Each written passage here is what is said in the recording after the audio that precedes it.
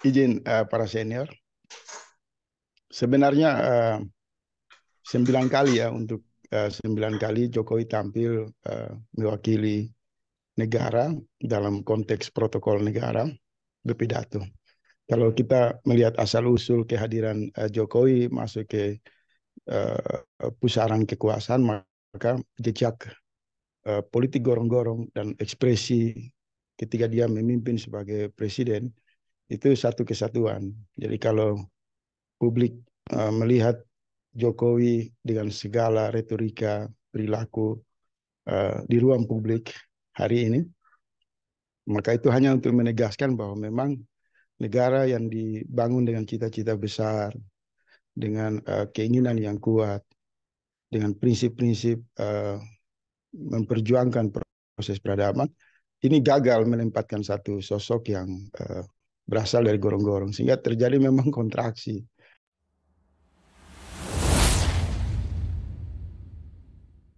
Paripurna oleh Prof. Daniel, oleh Dr. Waib, Mas Wahyudi.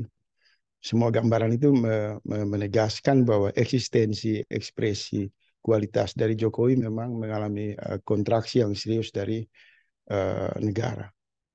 Terlebih memang perayaan HUT kemerdekaan itu kan puncak dari protokol kenegaraan. Itu bagian dari instrumen politik negara. Jadi dengan modal yang ugal-ugalan, modal yang amburadul, modal yang bobrok itu, maka sebenarnya 9 kali Jokowi tampil di HUT kemerdekaan itu mengumumkan bahwa negara gagal memungut pemimpin. Yang mestinya kan pemimpin yang digambarkan oleh Dr. Uwaib itu kan pribadi yang ideal, pribadi yang jujur, pribadi yang cemerlang. Kemudian koreksi dari Prof. Daniel itu saya kira mengikat pemahaman intelektual kita dalam melihat perilaku kepemimpinan yang jauh dari tuntutan zaman, kebutuhan bernegara. Jadi semua suara, baik di forum ini maupun kecemasan, kegelisahan,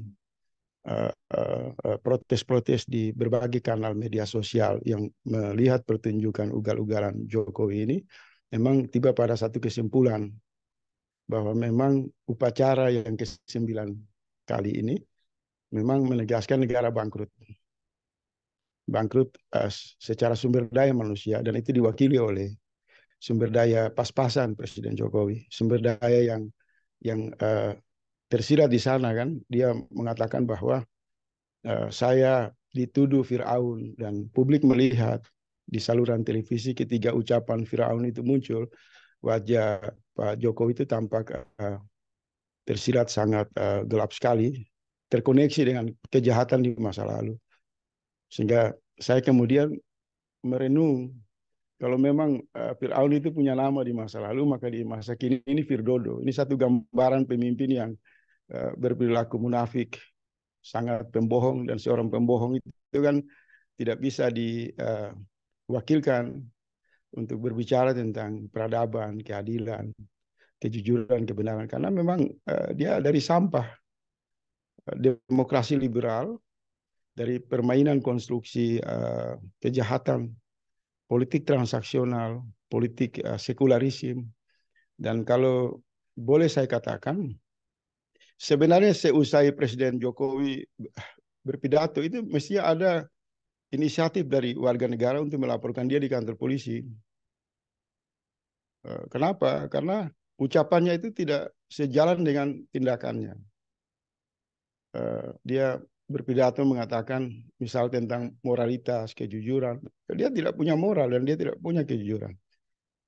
Dia tidak mencemaskan kehidupan bernegara yang semakin terjebak dalam wabah korupsi yang ganas, sumber-sumber kekayaan alam kita dirampok, utang luar negeri kita menumpuk.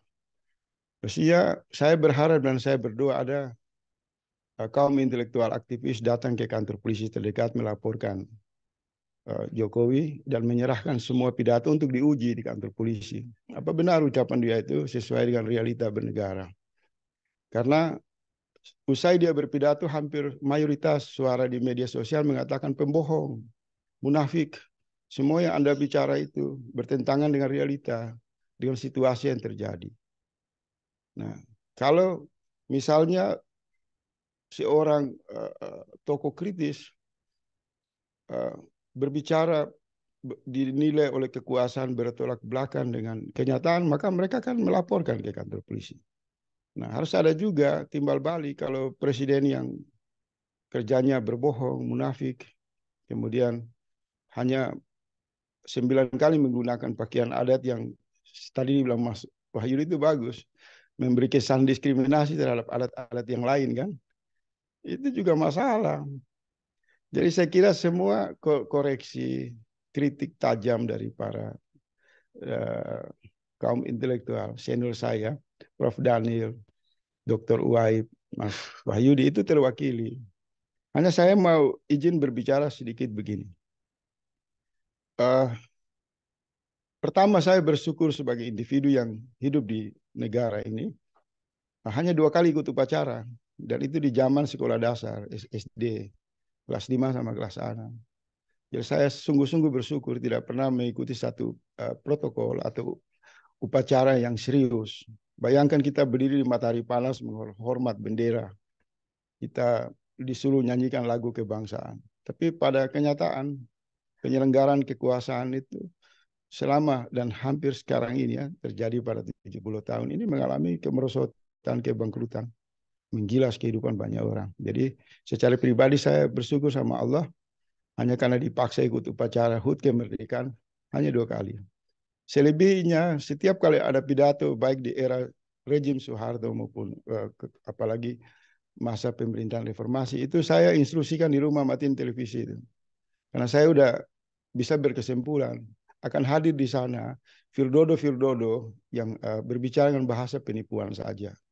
Kebohongan yang intinya hanya menghabiskan uang negara. Pertunjukan HUT kemerdekaan dari tahun ke tahun itu hanya untuk menghabiskan uang rakyat. Hanya membuat rakyat terluka. Terlebih semua perangkat, semua fasilitas, semua kegiatan yang mereka lakukan itu sangat super mewah. Jadi kalau Jokowi mengatakan satu kata yang sangat sakral yang menggambarkan kejahatan, misal Fir'aun, memang praktek penyelenggaraan HUT kemerdekaan itu gambaran dari perilaku pesta-pesta kaum materialisme, hedonisme di tengah derita rakyat yang sangat banyak. Dan dari tahun ke tahun kita melihat para penyelenggara negara, mereka tampil di televisi dengan pakaian-pakaian mewah, makanan-makanan enak, dengan seluruh dansa, pesta, poranya di hadapan rakyat yang sangat miskin. Jadi mau bicara peringatan kemerdekaan apa? Mereka memperingati perbudakan dalam konteks kekuasaan negara yang semakin amburadul, semakin jahat kepada rakyat. Nah ini bahasa rakyat, bahasa yang memang sebagai seorang kritikus harus bicara itu. Oleh sebab itu sering saya merenung, kita ini membuat satu negara yang membuat bangkrut sisi kemanusiaan kita. Karena dari sudut pemahaman dan keyakinan keislaman saya, Allah sangat meninggikan derajat individu manusia. Diposisikan sebagai pemimpin, khalifah di muka bumi. Diberikan alam semesta yang begitu luas dan kaya. Kemudian karena faktor manusia hidup bersosial, kemudian memilih konsensus bernegara, dan negara dan keyakinan keislaman kita itu menjadi kontraksi. Sebenarnya kalau ada satu sistem pendekatan politik untuk membubarkan negara melalui cara-cara yang damai, saya mendukung. Karena ini tidak dipertahankan lagi. Organisasi ini sudah dibajak oleh segelintir orang untuk memperkaya kehidupan mereka, memuluskan seluruh praktek mafia, praktek kejahatan korupsi, praktek penindasan dan penghinaan terhadap kehidupan manusia. Jadi kalau mau serius berbicara dalam konteks mengevaluasi negara di mana puncaknya adalah evaluasi kemerdekaan, maka kita harus berani mengatakan ini operasional negara, sistem, perilaku kepemimpinan ini jauh dari sudut pandang Islam yang mengagungkan manusia. Dari sudut pandang tauhid di mana derajat manusia ditinggikan namun direndahkan dengan sistem bernegara seperti ini. Jadi misal begini, kalau kita bicara prinsip kemerdekaan, kita tidak pernah merdeka. Karena dalam Islam itu kita diikat 9 kali bersahadat setiap hari mengatakan tiada Tuhan selain Allah dan Rasul adalah utusannya. Melalui proses sholat. Dan kita terus menerus mengikuti seluruh anjuran Allah dan Rasul. Maka pengertian merdeka adalah mereka yang hidup dalam bimbingan ilahi. Nah, kalau merdeka dalam bimbingan negara, hari ini negara tidak membimbing rakyatnya untuk merdeka. Semua mereka hianati. Mereka membuat konsensus, kesepakatan, kejahatan politik untuk memperbudak kehidupan manusia. Jadi, setiap kali hadir acara kemerdekaan, peringatan kemerdekaan setiap tahun, saya pribadi itu tersobek-sobek melihat perilaku hedonisme yang ditampilkan para penyelenggara negara. Menunjukkan bahwa pengorbanan mayoritas umat Islam menghadirkan negara untuk memuliakan manusia, kemudian dibajak oleh pendekatan sekularisme, pendekatan liberalisme, penghambaan terhadap materialisme. Maka upacara-upacara itu sebenarnya bagian dari ekspresi Fir'aun saja. Ekspresi para orang-orang jahiliyah. Kalau serius kita mau bicarakan, negara ini mayoritasnya Islam, sumbangan pajaknya dari partisipasi masyarakat Muslim. Mereka berkontribusi untuk kemerdekaan. Tapi saat puncak hari peringatan perenungan kemerdekaan sebagai satu kontemplasi nasional, kemudian Presiden tidak menunjukkan wajah keislamannya. Takut di hadapan Allah, takut di hadapan orang-orang beriman, takut di hadapan para leluhur yang mengorbankan darah, air mata, berjihad untuk membangun tanah dan air untuk kemerdekaan anak cucunya. Jadi kalau dari dimensi tauhid, apa yang kita lihat di televisi tentang pertunjukan secara nasional dilakukan oleh Presiden Jokowi dan para pembantunya, ini jauh lebih biadab, jauh lebih bajingan dari Fir'aun. Mereka mengkhianati keyakinan, keimanan mayoritas umat Islam di Indonesia. Seolah-olah umat Islam tidak terkoneksi dalam bahasa-bahasa mereka, perilaku-perilaku mereka.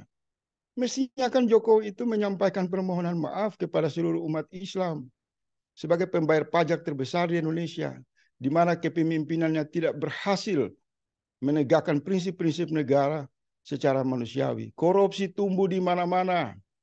Rakyat ditindas dengan alat-alat kekuasaan secara semena-mena. Utang luar negeri ini dibuat, nanti bebannya adalah ditanggung oleh mayoritas umat Islam. Mestinya pidato Jokowi itu adalah pidato yang menegaskan sebagai makhluk manusia yang memimpin manusia yang telah melakukan kejahatan. Takut kepada Allah, takut kepada ajaran Islam, takut kepada keimanan umat Islam sebagai modal besar di Republik ini. Oleh sebab itu, kalau banyak orang memprotes dalam bahasa-bahasa negara, saya mau datang dalam bahasa penciptaan Allah terhadap manusia. Kita ini diciptakan Tuhan mulia. Kenapa hari ini negara menempatkan manusia ini sangat hina dina sekali, sangat dilecehkan sekali, bahkan menjadi seolah-olah tradisi tipu menipu presiden, tipu menipu para pembantu presiden itu menjadi satu budaya yang baik saja. Mereka tidak pantas berbicara moral, tidak pantas berbicara etika. Nah, ini hak saya sebagai seorang pribadi Muslim, orang yang meyakini Islam, dan selalu saya berusaha untuk melihat semua peristiwa, baik dalam konteks negara, konteks sosial, konteks yang komprehensif, bahwa memang tidak ada cara lain untuk mengembalikan arah negara ini kalau mereka masih ragu-ragu dengan panduan Islam. Jadi semuanya harus dilihat dari sudut pandang Islam. Kalau kita lihat dari sudut pandang sekuler, tidak ditemukan ada solusi di sana karena materialisme itu saling berkonvergensi, saling melengkapi, saling bersenyawa, inheren, koheren di dalamnya. Jadi evaluasi berbasis pandangan materialisme terhadap koreksi negara itu agak susah. Sudah 78 tahun. Semua itu hanya akan termanipulasi oleh permainan bunyi dari bahasa-bahasa yang sebenarnya menjauh dari esensi kehidupan kita. Oleh sebab itu, saya suka tadi dengan Dr. Waib dan lain-lain bahwa harus dilihat dari sudut pandang tauhid. Kalau sudut pandang tauhid, satu kekuasaan yang menindas dan pada puncak peringatan kemerdekaan yang tipu-tipu itu mengumumkan pidatonya yang penuh dengan kebohongan, itu ada konsekuensi. secara metafisika itu ada konsekuensi. Konsekuensi itu bisa datang dari murka Allah. Dan beberapa jam setelah pidato Jokowi itu kan terjadi gempa. Terjadi beberapa peristiwa-peristiwa alam. Sebenarnya Allah murka. Kita mengatakan atas berkat rahmat Allah mengantarkan bangsa Indonesia menuju gerbang kemerdekaan. Tapi yang terjadi, kita membiarkan satu kelompok kecil dengan modal kejahatan politiknya mengantarkan bangsa yang sangat banyak ini, rakyat, umat Islam yang mayoritas di Republik ini, menuju kepada ketidakadilan, menuju kepada perilaku hidup yang bertentangan dengan nilai-nilai keislaman, menuju kepada cara-cara yang lebih jahat dari Fir'aun. Jadi, upacara kemerdekaan sebagai puncak protokol negara harus dilihat serius. Harus ada protes yang serius. Saya berharap ada kreasi politik untuk melaporkan Presiden Jokowi ke kantor polisi. Mengadukan dia. Karena semua ucapan itu tidak terbukti dengan fakta yang terjadi. Sehingga jangan dianggap dia hanya hadir sebagai banyolan, badut berdasi, untuk dengan seenaknya berbicara seolah-olah rakyat ini tidak punya nurani, tidak punya akal sehat. Supaya ke depan tidak boleh ada lagi presiden yang berbicara dengan menggunakan uang negara dalam bentuk pesta pesta protokol negara yang dengan biaya besar ini mereka bebas berbicara seenaknya saja. Jadi kemarahan Dr. Uwaib atas sikap presiden itu saya merasa terwakili. Karena memang ini bukan lagi bajingan kalau kita ingin memilih kata-kata yang lebih kuat di dalam pandangan Islam. Ini perilaku yang jauh lebih hina dari binatang. Bagaimana bisa orang sekolah susah, rakyat hidup menderita, sumber-sumber kekayaan alam dirampok, kemudian presiden itu membelanjakan uang negara, beli atribut yang super mewah, tampil di acara-acara yang sangat mewah setiap tahun, kemudian menunjukkan kesombongan dari perilaku hedonisme di depan rakyat yang hidupnya tergila. Ini menyobek hati kita semua. Ini bukan satu pesta yang bisa dilegalkan. Ini kejahatan, jauh lebih jahat dari Belanda, dari kolonialisme. Mereka tidak pantas berbicara merdeka. Bajingan semua mereka itu. Kalau dalam bahasa film kartun, ini tikus-tikus berdasi yang diberi ruang atas nama proses demokrasi yang amburadul. Mereka lahir dari proses politik transaksional. Orang-orang ini tidak pantas berbicara mewakili negara dalam pidato-pidato kenegaraan yang sangat sakral. Mereka jelas mengkhianati sumpah jabatan. Mereka jelas mempermalukan kemanusiaan kita. Jadi di 9 tahun Jokowi tampil untuk menegaskan ini semakin bangkrut negara ini. Semakin mundur kita bernegara. Negara dibikin jadi badut-badut saja sebagai pengisi acara di ruang televisi. Kemudian setelah usai mereka berpidato, rakyat dibuat menangis oleh berbagai kebijakan yang sangat tidak adil. Rakyat dibuat menderita dengan aneka regulasi, dengan aneka kepentingan politik jahat. Oleh sebab itu, izinkan saya, Ustaz Slamet, saya memperkenalkan istilah Firdodo itu, sebenarnya itu satu puncak kemarahan saya. Bahwa jangan menganggap bahwa rantai kejahatan itu terputus. Dalam nama lain, praktek ketidakadilan, kekuasaan yang semena-mena diabadikan di Al-Quran dengan nama Fir'aun. Tapi dalam realitas kekinian, Firdodo itu jauh lebih rusak, memancarkan gelapnya kejahatan dalam bernegara. Nah, apa yang mesti kita lakukan? Menurut saya, yang seperti sudah kita diskusikan dan kita sepakati, ada jalan elektoral di mana memang kita harus bersatu untuk memenangkan calon pemimpin yang kita anggap baik, yang direkomendasikan oleh Dr. Uwaib, bahwa pemimpin yang ideal hari ini di depan mata dari sebuah proses kecemasan, proses keprihatinan terhadap demokrasi adalah Anies Baswedan. Kalau ada kesungguhan untuk memanfaatkan jalur pemilu melahirkan pemimpin untuk menggantikan pemimpin yang bobrok ini, maka mari saya tulus mendukung lahirnya pemimpin di jalur formal politik, yaitu Anies Baswedan. Tetapi ada ikhtiar lain juga. Ikhtiar lain ini kan belakangan ini saya mengamati suara yang mendesak pemakzulan Jokowi, mundurkan Jokowi, itu semakin kuat juga. Hanya saja konsolidasi ini belum efektif, belum menemukan satu akselerasi atau gerakan politik yang membangkitkan semua kekuatan yang tersedia. Nah, ini menjadi tanggung jawab kita. Kalau kita fokus pada dua pendekatan itu, maka sebenarnya kita tidak perlu lagi mengoreksi bobroknya kekuasaan Jokowi. Tapi kita masuk ke satu tindakan yang konkret untuk memang ini harus semua diakhiri. Artinya kalau ada kecemasan dari Prof. Daniel dan seluruh orang di Republik ini bahwa Jokowi akan melanjutkan misi 3 periode dengan menciptakan seluruh kekacauan ini, maka pendekatan gerakan pemakzulan itu adalah solusinya. Tapi kalau pertempuran antara gerakan perubahan dan kelompok status quo memasuki ruang demokrasi pemilu, maka saya berharap semua elemen yang sadar atas nama warga negara yang sudah jenuh dengan situasi ini, mari kita gunakan hak kita untuk kita menghukum mereka di TPS. Bahwa bukan saja mengakhiri, saya setuju bahwa suara-suara yang mengatakan, tunggu Jokowi, kamu turun dari kekuasaan, kamu harus mempertanggungjawabkan semua yang kamu lakukan di jalur hukum. Saya kira itu sesuatu yang serius. Supaya memberi pelajaran dari pukulan balik kemarahan rakyat terhadap kekuasaan yang semena-mena. Jangan sampai kekuasaan ini lolos begitu saja, kemudian berganti kekuasaan, Jokowi dianggap hanya meninggalkan pertunjukan-pertunjukan bobrok itu tanpa pertanggungjawaban hukum. Jadi hilang kata-kata saya karena hampir semua sudah diambil sama Dr. Uwaib, oleh Mas Wahyu, oleh Mas Daniel, semua penjelasan yang sangat komprehensif, penjelasan yang sangat konstruktif, mengevaluasi Jokowi.